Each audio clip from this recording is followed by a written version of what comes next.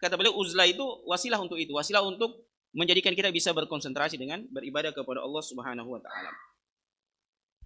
Seseorang ditanya, mengapa mereka memilih zuhud ya dan berkhalwat. Berkhalwat itu maksudnya berdua dengan Allah Subhanahu wa taala. Ya, artinya dia bersendirian, kemudian berzikir kepada Allah Subhanahu wa taala, kemudian dia mengingat dosa-dosanya, ya, dia menangis, mencucurkan air matanya, ya, beribadah kepada Allah Subhanahu wa taala dan menyadari dirinya. Ya, kemudian dia menjawab, ya, kenapa memilih zuhud dan berkhalwat? Dia menjawab, demi merasakan ketentraman dengan Allah Subhanahu wa taala. Ya, ini memang butuh mujahadah, butuh apa namanya? tingkat mungkin tingkat keimanan ya tertentu sehingga kita bisa merasakan itu. Ya, artinya tidak semua orang yang berislam itu bisa sampai pada keadaan itu. Ya, dibutuhkan perjalanan dan pembiasaan, kemudian tadabbur tentang ayat-ayat Allah Subhanahu wa taala, tadabbur tentang keadaan diri kita yang kuat, ya. Kemudian kita bisa sampai pada keadaan itu.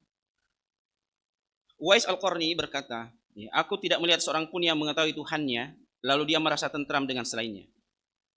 Ya, jadi saya tidak melihat seorang pun, ya, saya tidak yakin, ya, saya tidak melihat ada orang yang yakin kepada Allah Subhanahu wa taala.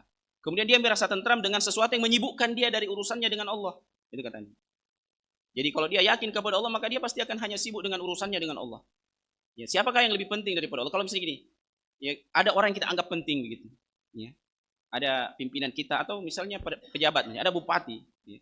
Kalau bupati itu ada di tengah-tengah kita, kemudian sibuk kita dengan urusan yang lain, mengurusi yang lain. Sementara dia ada, ya maka kata beliau, saya tidak yakin, ya, atau saya tidak melihat seorang yang mengetahui Tuhannya, yang meyakini Tuhannya, lalu dia merasa tentram dengan urusannya bersama selainnya. Ya, ini kata beliau.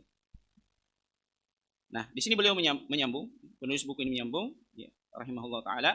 Katakanlah bahwasanya barang siapa dimudahkan untuk mendapatkan ketenangan dengan Allah dengan berzikir yang berkelanjutan, ya, atau ma'rifat kepada Allah melalui tafakkur yang terus-menerus, ya, bertafakkur sehingga dia bisa merasakan kebesaran Allah Subhanahu wa taala, maka berkonsentrasi untuk itu lebih utama daripada segala perkara yang berkaitan dengan pergaulan-pergaulan kita.